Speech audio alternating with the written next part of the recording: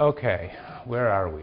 Today we're going to study, I'm going to talk about Aristotle's, you might call it Aristotle's comparative politics, and focusing on the idea of the regime. This is the theme that you remember in the opening day I said was really the central concept or the leading thread of this course, and it's in books 3 through 6 of Aristotle's Politics that he develops his idea of the regime and regime politics. Book 1 that we spoke about last time really in a way tells us something about the you might say almost the metaphysics of Aristotle's Politics. Today Aristotle speaks more empirically, more politically about what a regime is. His idea of regime, politeia, again, the same word that was used for the title of Plato's Republic, is the centerpiece of Aristotle's Politics, literally. It occupies the theme of the middle 3 books, books 3 through 6. These books are difficult in many ways. They're complicated. They're not everybody's favorite part of the book, but they are my favorite part because it tells us more precisely than anywhere else how Aristotle understands the nature of politics. And that, after all, is what we are most interested in. A regime refers to both the formal enumeration of rights and duties within a community, but it also addresses something closer to what we would call the way of life or the culture of a people. Their distinctive customs, manners, laws, habits, moral dispositions, and sentiments. And Aristotle's constitutional theorizing begins by asking a simple question. What is the identity of a city? What gives it its identity and enduring existence over time? And his answer is the regime. The regime is what gives a people and a city its identity. Aristotle distinguishes between what he calls the matter and the form of the regime.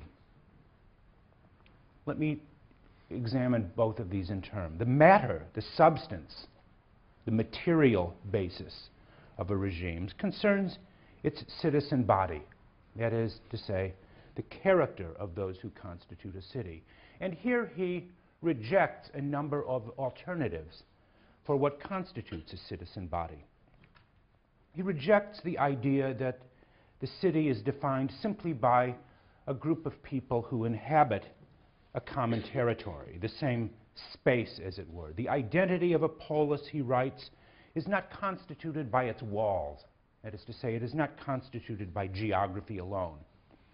And similarly, he rejects the idea that a regime can be understood as a defensive alliance against invasion by others. In our terms, for example, NATO would not be a regime, a purely military or defensive alliance. And finally, he denies the possibility that a regime exists that whenever a number of people come together to establish commercial relations with one another. Organizations like NAFTA or the WTO, the World Trade Organization, do not a regime make. A regime cannot be understood simply as a commercial alliance. What is a regime then? It is evident, Aristotle said, that a city is not a partnership in a location or for the sake of not committing injustice against one another or for transacting business. So what is a citizen body?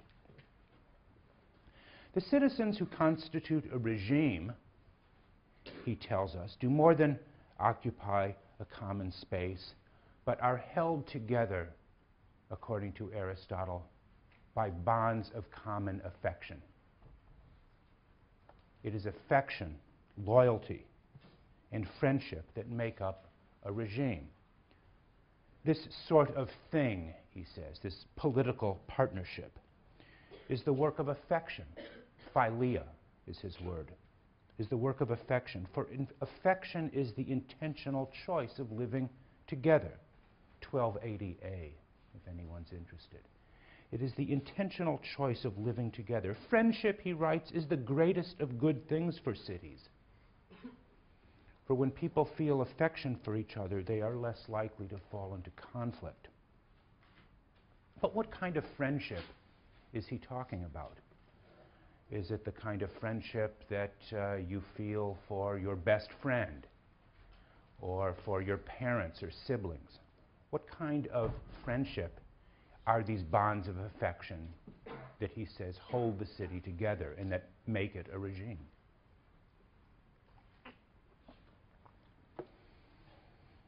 Political friendships, he tells us, are not the kind of thing that require us to forego our own individual identities in the way that one might find in passionate relations of love. Right? Rather, they presuppose relations, that is to say, political relations, not between lovers or even best friends of some kind, but between civic partners who may in fact be intensely rivalrous and competitive with one another for positions of political office and honor. Civic friendship, civic philia, is, in other words, not without a strong element of what might be thought of as sibling rivalry, in which each citizen strives to outdo the others for the sake of the civic good. Many of you have siblings and know a little bit about what sibling rivalry is like. Siblings, as everyone knows, may be the best of friends, but this does not exclude strong elements of competition, rivalry, and even conflict for the attention of the parents. And fellow citizens, for Aristotle, are like siblings, each competing with one another for the esteem, the affection, and the recognition of the city that serves for them as a kind of surrogate parent. That is the way that Aristotle understands a civic body, a citizen body.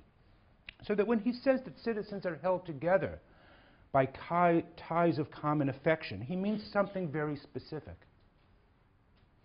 The civic bond is more than an aggregate of mere self-interest or rational calculation, as was going to be defended by someone like Thomas Hobbes or by most of today's modern economists who believe that society can be understood simply as a series of rational transactions between buyers and sellers of different goods, and that can be modeled along some kind of game theoretic lines. Aristotle denies this, explicitly denies this.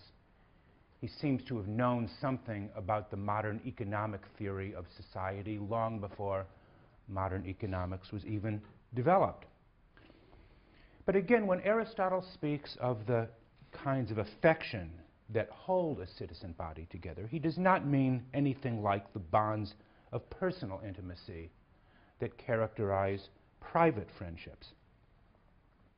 What he means when speaking about civic affection is more like the bonds of loyalty, camaraderie, that hold together members of a team or a club. These are more than, again, ties of mutual convenience. They require loyalty, trust, what social scientists today sometimes call social capital, that successful societies require social capital. A distinguished political scientist at another university, I will not mention its name here, at another university has spoken about the importance of social capital or trust as the sort of basic relation, the basic component of a healthy democracy. Aristotle knew that. He didn't use a kind of ugly social scientific word like social capital. Rather, he spoke about civic friendship and philia. The political partnership, he says, must therefore be regarded as being for the sake of noble actions and not just for the sake of living together. The city, as he likes to say, or the regime exists not merely for the sake of life, but for what he understands to be the good life, the life of friendship, the life of, again, competitive relations for positions of honor and office. So we can say that a regime is, in the first instance, constituted by its citizen body. Citizens are those who share a common way of life. The citizen, in an unqualified sense, Aristotle writes, is defined by no other thing so much as sharing in decision and office.